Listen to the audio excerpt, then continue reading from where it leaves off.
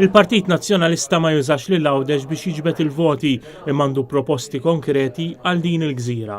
Gvern Laburista ma għamel l-ebda investiment f'Għawdex, partikolarment fl-infrastruttura. Saħaq dan il-kap tal-Partit Nazzjonalista Adrien Dalija meta kien qed jitkellem f'attività soċjali f'Tasanna ta' Għawdex.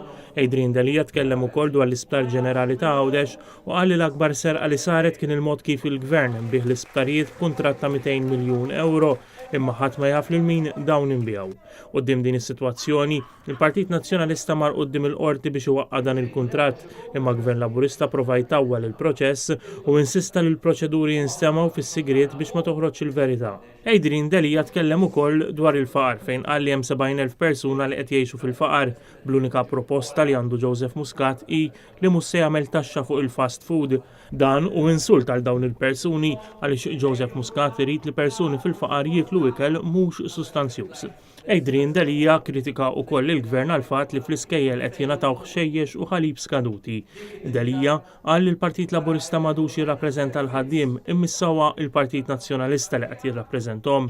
Tkellem ukoll dwar il-pensjonijiet fejn qal li l-pensjonanti mhux ilaħqu sal-aħħar tax-xahar u li għalhekk mhux qed jgħixu b'mod dinjetuż u kritika lill-Gvern li mhux kapaċi jgħinhom. Adrien Dalija qal li l-Partit Nazzjonalista għandu viżjoni għal Għawdex fejn il-prijorità hi li jinħoloq ix-xogħol ta' kwalità għall Għawċin u qal li l-Partit Nazzjonalista qed jippjana diversi proposti għal Għawdex bl-iskop li l-gżira ikollha viżjoni għall-futur.